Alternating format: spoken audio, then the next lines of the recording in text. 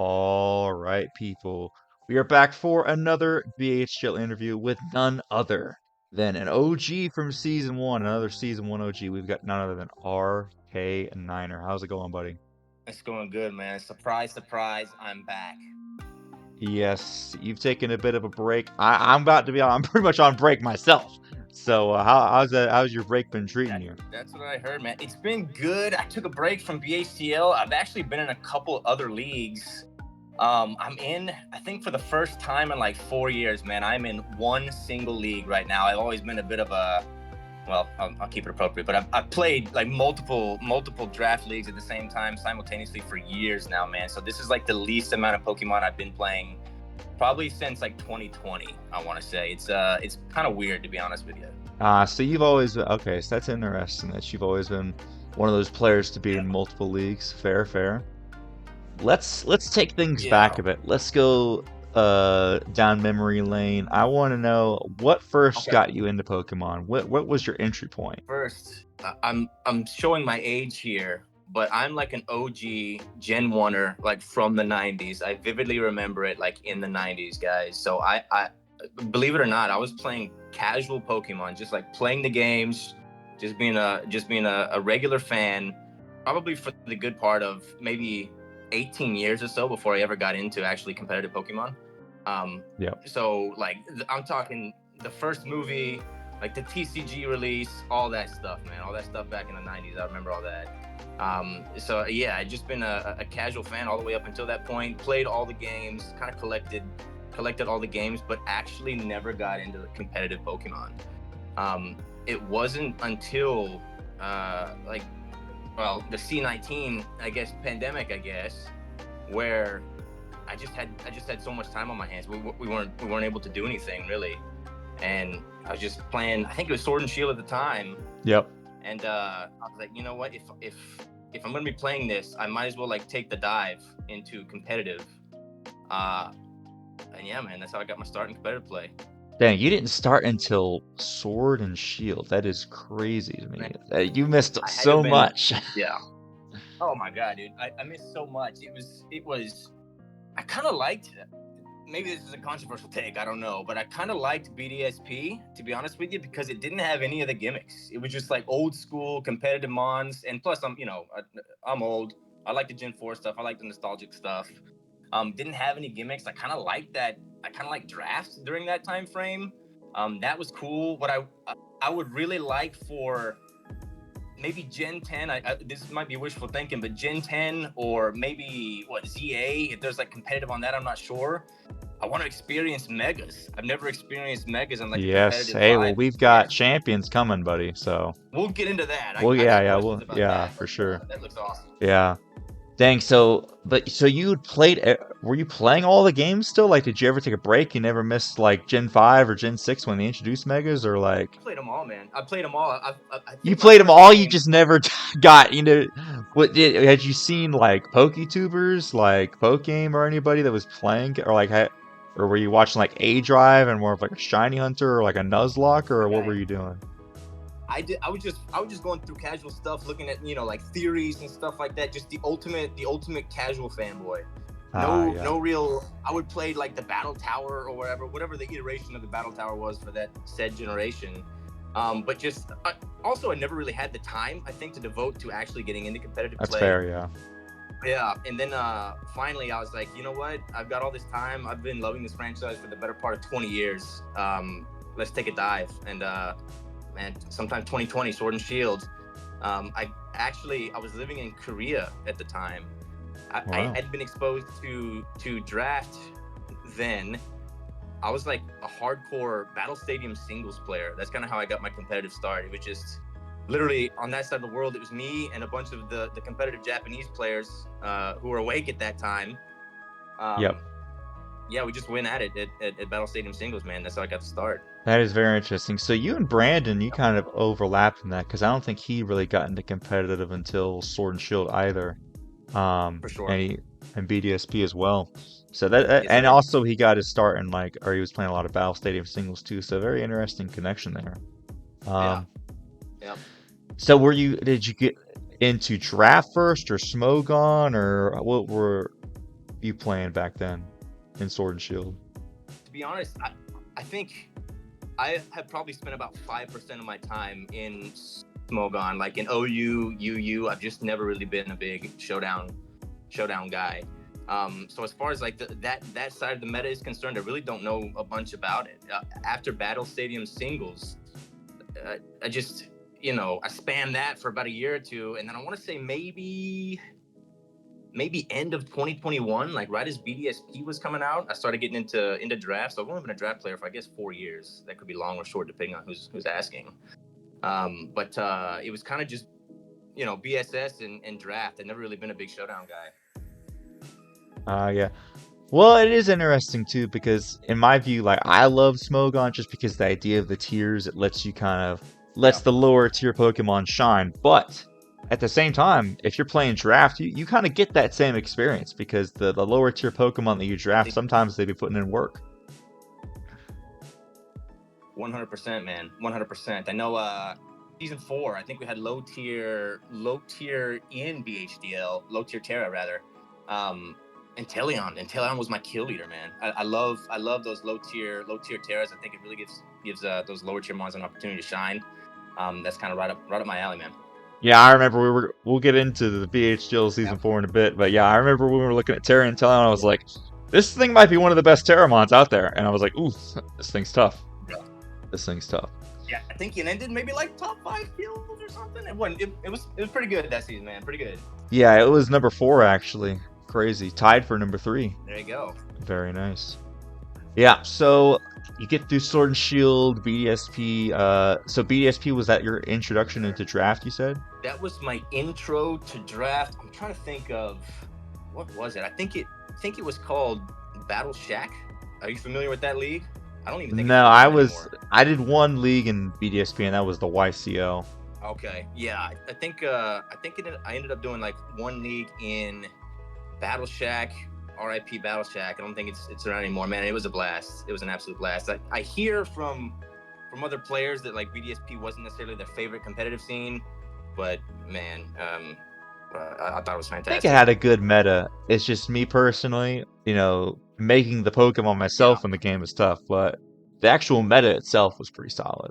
Oh, I agree, man. The thing is that at that time I wasn't even genning, I don't think. So like everything was I had to build everything in game, so it didn't really matter to me. I was like, oh, this is cool. I get to go through a kind of a badass generation that I remember back from my childhood, so I always loved it. Jeez, you were making your teams for draft in game in BDSP? Oh, I couldn't have done that. I had to call up Joey Fontaine. I was like, listen, dog, I need Mons Gen. I can't do this. Oh, bro, I would never go back. I would honestly never go back. As soon as I learned how to gen, I think I legit ended up texting in like the BHDL group chat. I was like, guys, I think I just gen my first mon. It was a pretty crazy time. And as soon as that happened, I was like, yeah, I can't believe I even did that I think I did that for multiple seasons. It was too much though. Yeah, that's crazy. Hey, but kudos to you, man, for doing that. That's crazy. So we get into Scarlet and Violet. How do you join the Battle Hub server at this point yet, or did you join during Scarlet and Violet? I think I had joined. I think during Scarlet and Violet at some point. I think it was still before any of the DLCs or anything like that. But maybe like late 2022. I was in the Battle Hub server, independent from the BHDL server. Yeah. Just was practicing around, asking advice, just kind of interacting with some of the members there. I can't even remember how that got advertised, like BHDL. I can't remember how that got advertised, but I think I saw like a post or an announcement about that, and I was like, hell yeah, man, that seems right up my alley. Nice. So you see that there's the BHDL Draft League, or well, the Battle Hub Draft League. Probably Peridou put the invite in there, and so then you join up. And just tell me, what do you remember from that first season? Thanks. Looking back. Oh man, getting my ass beat a lot. That's what I remember from the first season. It wasn't my most successful season, that's for sure. But the secondary thing, just I think I had experienced a little bit of success in my first couple of seasons outside of BHDL. And I was kind of, a little bit cocky, a little bit overconfident. And I got in there, and I to this day, I still think that BHDL is like the most competitive league that I have ever been a part of. And I've been a part of some pretty competitive leagues. But just the skill level first off, that was a big shock. Yeah, that's what I remember the first one kind of being like, oh wow, there's like levels to this game. You know what I mean? There's levels to this shit. Yeah, I'm saying, bro. Yeah, I remember battling you in season 1. I was very scared of that Roaring Moon. I had to run that defensive Tauros, man, because that thing was scary. And yeah, like I'm looking at your team here. You had I the remember that Roaring too. Moon, Shout out. Treads, Yeah. Greninja. Yeah, like you had a pretty solid team, bro. Hyper offense to the max. Dang, you had Terra Mimikyu, Terra Espeon, Terra Electron. That's crazy that you could afford all 3 of those at the time. Some crazy rules back then. I'm trying to remember the stipulations we had. Yeah, that was a Wild West. Let me see. Yeah, I'll find that real quick. But It had to have been mid-tier I believe at least. that your record, like you said, was not the best this season. But the thing that you had was, I noticed I was tracking it. You had a steady incline. It was, I think you were 3-6 season 1, 3-5 season 2, 4-5 season 3, and then 5-4 season 4. So a steady linear growth, and you finally got to playoffs in season 4. Yeah, man. The thing is that I was kind of spoiled. Again, going back to those other leagues, like it's not as competitive outside of BHDL. I can legit, and this is kind of shocking, but I usually don't run like specified EVs. Like especially during the regular season, I just didn't have a bunch of time. I was in multiple leagues at the same time. I couldn't really prep that well. So a lot of the times during the regular season, I just run like standard 252s on everything. And then, once it gets to the playoffs in whatever league that I'm competing in, I'll kind of buckle down. And I tried that in BHDL for like the first season or two, and I was just like, this is not gonna work. Like these peeps are too good. They put way too much effort into this. I'm kind of, it was kind of disrespectful for me to even come in there and think that I was gonna be somewhat competitive. And finally, I think like 3 or 4, I started like really focusing. You kind of see the improvement there. I was pretty proud of the results in season 4. Yep. I don't know if y'all remember, but my entire regular season was literally every single playoff contender. If you remember that. Oh, that's right. I remember when we did the paths. Yeah, you had a crazy season. Man, it was insane. I think I can't remember the exact schedule, but let me see. I played like week 1, you had to face Raymond. We could just start off with that and drop the mic there. Let me see. And then you have Beardy's week 2. And what? Yeah. Scorpion week 3. My goodness, you went through the gauntlet, and then you had to face the previous champion from season 3, Anastasia, in week 4. Ooh. And I think Anastasia was one of like the only teams that didn't make playoffs that year, and she just so happened to be the defending champ. So obviously, a fantastic player in and of itself. So yep, absolutely. I still remember our week 8 game. You got the dub versus me, or you got the revenge all the way back from season 1, because I don't think we've battled since then. That was a great game. That really showed me your improvement. Yeah, man, much appreciated. It was a tough one for sure. I think we've only battled twice. We've probably been in for 4 years at least. 5, yeah. So I think we're 1-1 overall. We'll have to throw like a little exhibition match or something like that sometime. Ooh, absolutely, yeah. Especially now that I just had my battle boxes sorted, so I'm gonna be looking to get some more casual Wi-Fi battles here in a bit. There you go, man. Are you in a league right now? No, I'm taking a break from draft myself. Okay, it's not just BHDL, but just a draft in general. Yeah, draft in general. Just kind of got burnt out from it all, you know what I mean? But yeah, so I totally feel you, man. Yeah, man.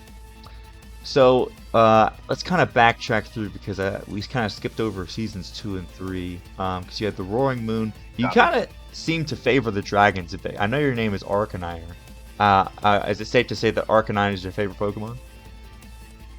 It is indeed. It's been that way since, I don't know, 1997 or whenever he got released into our little American minds back in the day. Hey, there we go. You had Arcanine on your team in season 2. You had you had Great Tusk round 1. You had the Haxorus. But I know that I was thinking, because you had Roaring Moon in season 1, and I believe you had the Lottie twins back to back in season 3 and 4. Yep. I think Latios season 3 and then Latias season 4, if I remember correctly. Yep, absolutely. Yep. So were you just trying to build a strong Dragon Fairy Steel core, or are you kind of like just a fan of the Lotties and dragons in general? Another little secret. I don't really aside from kind of setting aside the points necessary, I guess, to fit within the whatever parameter, I just draft mons I like, man. I don't really come up with like a pre-draft plan as far as like which mon's gonna go where. I might have an idea in my head, like, oh, I would like to really use maybe Latios this season, or like the next season. I was like, all right, cool. Well, I really want Inteleon to be my Terra captain there. But outside of that, as far as synergy goes, it's kind of like I'll kind of pick around during the draft, if that makes sense. Yeah, I mean, hey, I do the same thing. Feel like I mean, it I kind of might helps have me from like getting sniped a lot. Yeah.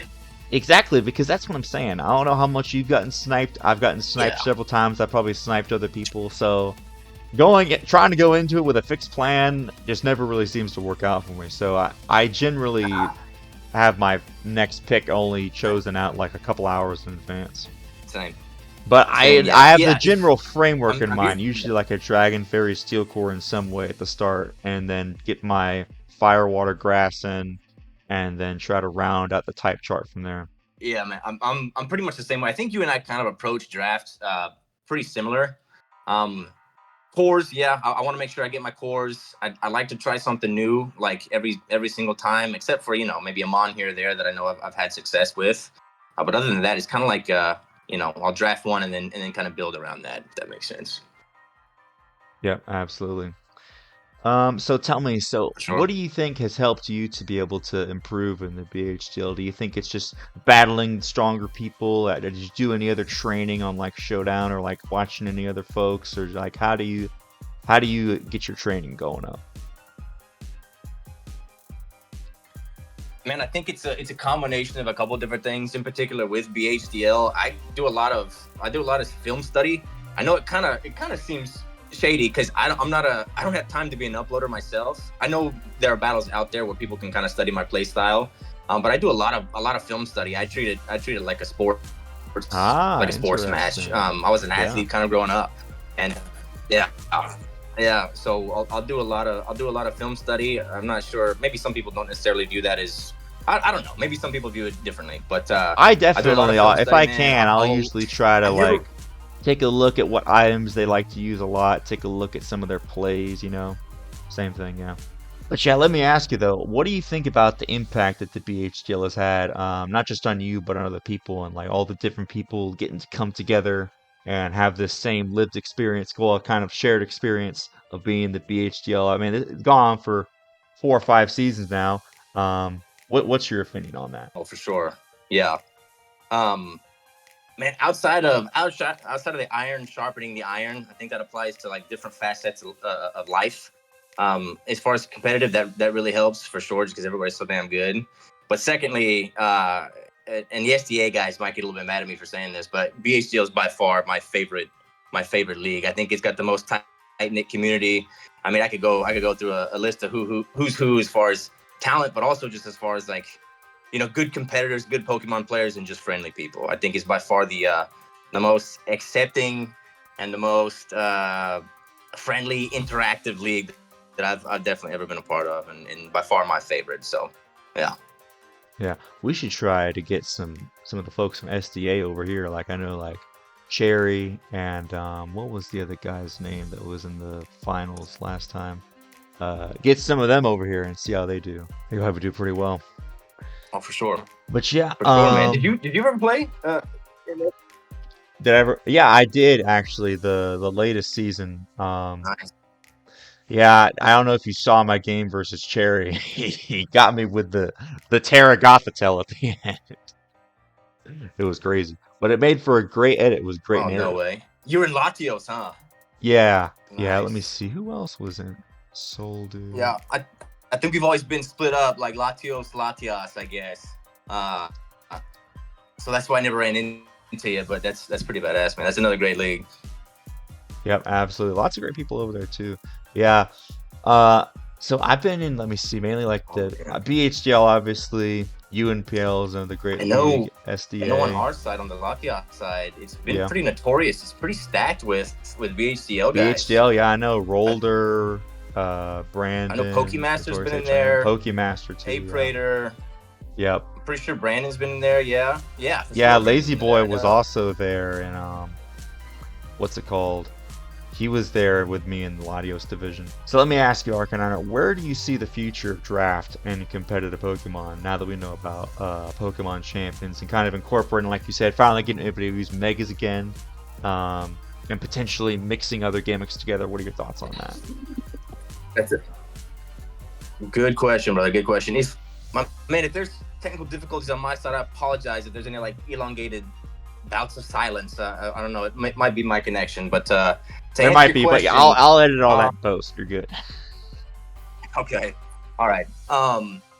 Yeah, man. I it's kind of sad to say, but like real life is kind of just caught up with me. Not so much in like a negative way, but I've just got so much going on. Don't want to get too personal, but I got married in March. Hey, congratulations! And we're gonna be doing the move back. Thank you, man. I appreciate you. Yeah, we're gonna be doing the move back to Korea, so the time zone is gonna be different. I'm gonna take a break. I think, like you, I'm gonna take a break from draft just in general. Kind of do like a soft retirement, if for whatever reason. I guess it's just gonna kind of depend on what comes out during, Legends EA, if that's even competitive, if that's going to be an option. I guarantee you right now, that thing is not going to be competitive, bro. That's going to be strictly casual. Bro, yeah, it's going to be much like... It's just the setup, like Legends Arceus. That was where we got the Hisuian forms and Enamorus and things like that. It's going to be the same thing. Yeah, I think you're right. As much as I wish it wasn't the case, I think you are right. That probably indicates that I'll be taking like quite a bit of a break from draft. But regardless, I think they're gonna find a way, either that or I think it's Masters is the new mobile game. Hopefully they incorporate Megas, man. I think that was kind of like my last bit of competitive that I never really got to experience, and I'm gonna be so stoked for that in the future if that ever comes around. Yeah, I feel like with Champions that might come out. I don't know, honestly. I want to say it would come out with Gen 10. The way I kind of have it framed in my mind. Yeah. Gen 10 theoretically should come out in 2026. That would be the 30-year anniversary of when it released in Japan. Yep. I'm thinking the same thing. Echoing back to, you remember Sun and Moon, how we had all those events, those beautiful mythical events all throughout the year. Can we please do that again? Give me some more mythicals. I'm missing some. That'd be pretty badass. Yeah, I forget about the Dex cut, man. I forget we don't have access to all the Mons in. I think it was Gen 8 and Gen 9, right?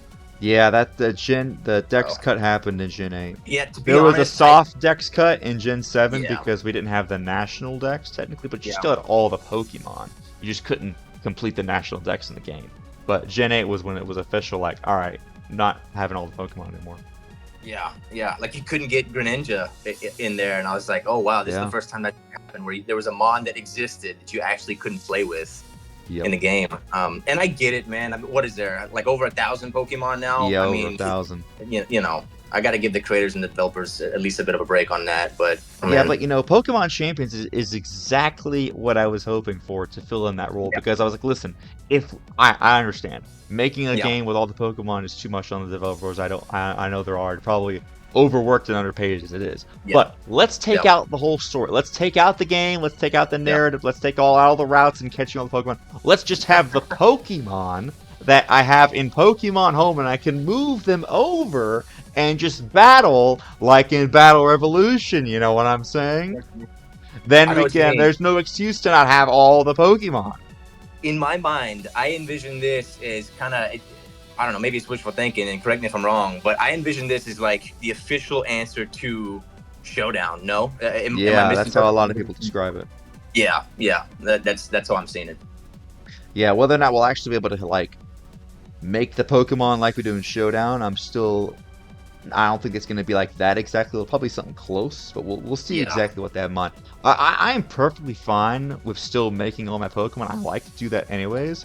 Yeah. I just want to use them all. You know what I'm saying? I know what you mean. Like one, and then that leads us into our next conundrum, I guess.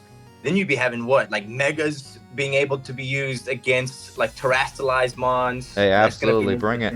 I'm all for it. Oh, bro. Whatever meta surrounds that is going to be absolutely insane for. It will be brazy. But I like broken stuff. But that's the thing, because with Smogon, we can and with Draft even, like whatever rule set we make, we can cut whatever we want to cut. Obviously, first thing, first order of business, no Dynamax. We cannot have that.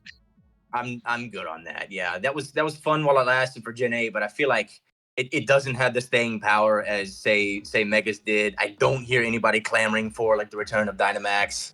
No. I think that's why it was kind of unanimously kind of ignored during the competitive scene of Gen 8. I'm good on that. Yeah, well, the thing that about Megas too, I think that makes them, so like you said, it has that staying power where we reminisce about it, Yeah. is because it was, in a way, it kind of hurt it that it was limited, but it also kind of helped because, like, the Pokemon that were Megas, it was like they had this like allure to them. It was like, oh, I get to use Mega Gardevoir, Mega Alakazam, and then when Oras comes out, it's like, oh, which Pokemon are going to get Megas? Because it's not going to be, it's going to be a select few. Oh, we got Mega Altaria, Mega Swampert, let's go. You know what I mean? And so that kind of sticks with us because it was like, and when they initially got revealed in Cora, it was like, yo, this is the coolest thing ever, Mega Charizard.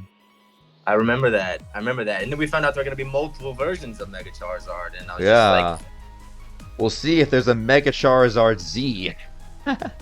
yeah. I wonder what that would even be, because one of them's special, one of them's physical.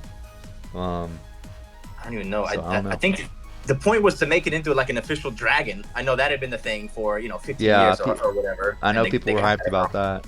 Yeah.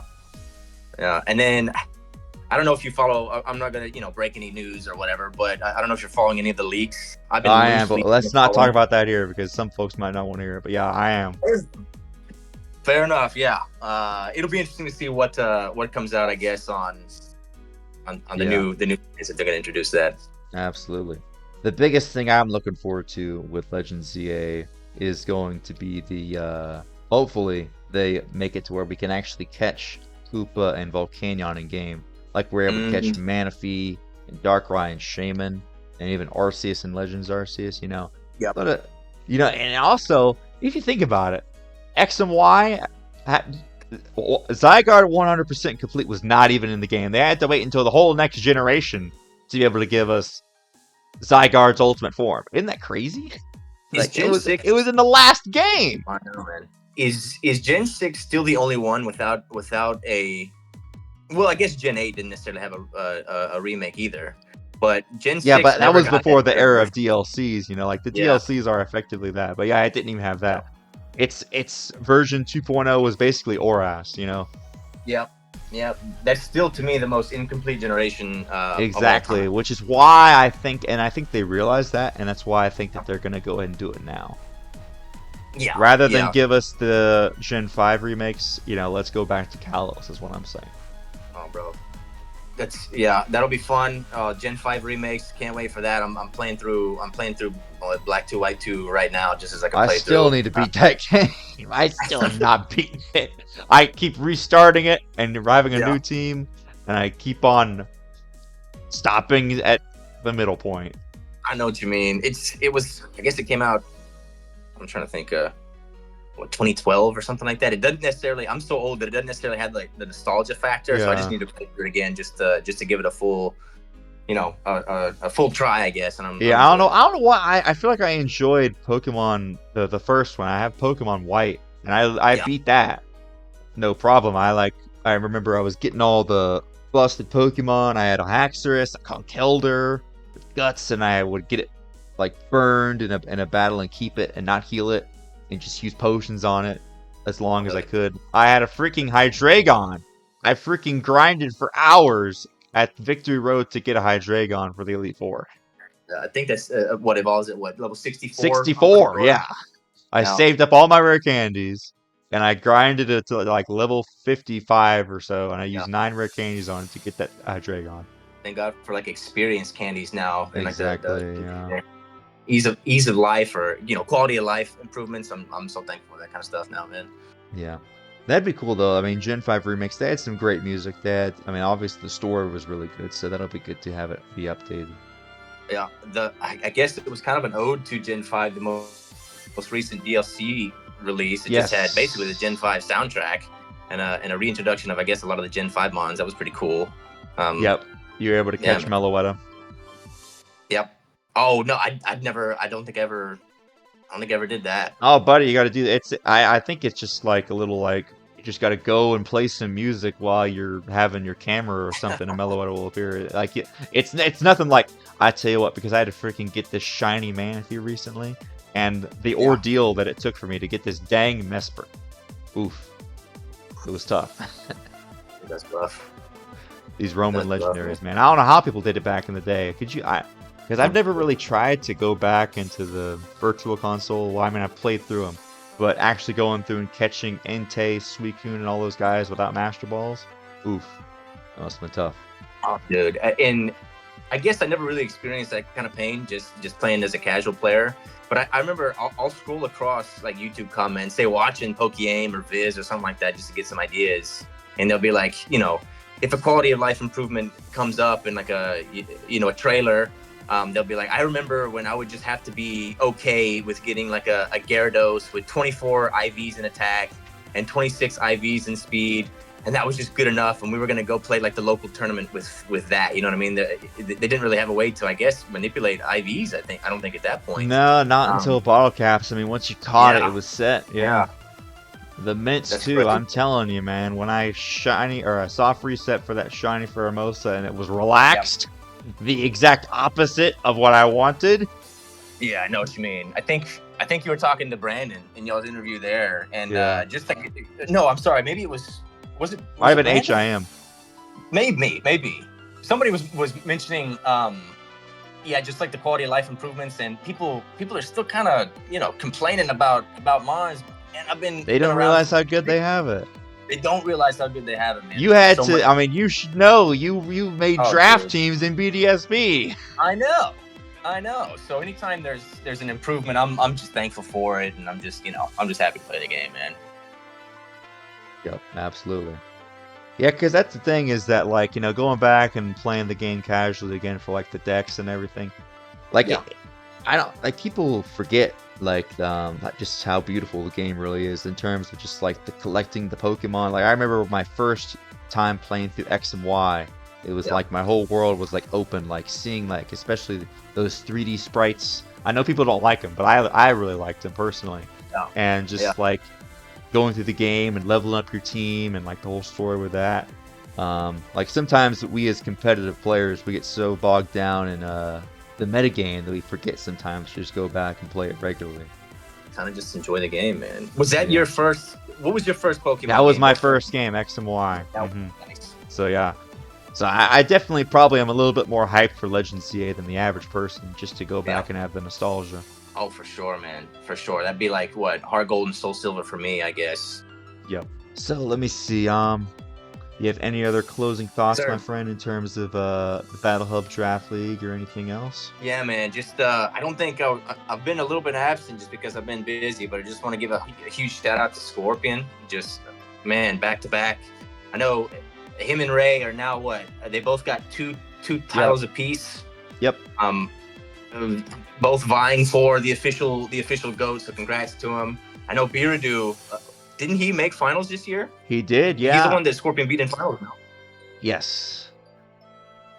He did. Huge congrats to him. He's also taking a break. Congrats to him. I know he had that quarterfinal curse for so long, and then for him to just break that and just go all the way through into the finals. Congrats to him. I mean, those are both great competitors. Both great friends of mine. So happy I'm happy for him. Yep. For sure. All right. It's been so great to hear from you, my friend. I just wanted to say, likewise, brother. I should appreciate the time, man. Thank you for reaching out. I hope everybody had a good season. Whether or not I'm a part of season 6, I'm not sure, but I just want to say, y'all go have a good one. Y'all keep the league in good standings, and I hope y'all have a blast. If you're not, well, you might not be there for next season if you're taking a break. I won't, but I'll still be. I still plan to be like a commissioner and kind of do some like analysis stuff and like, give my thoughts and inputs on the battles each week. That's what's up, brother. Yeah, staying involved. It's a great community to stay involved in, and man, that league deserves nothing but the best. So I'm happy for him.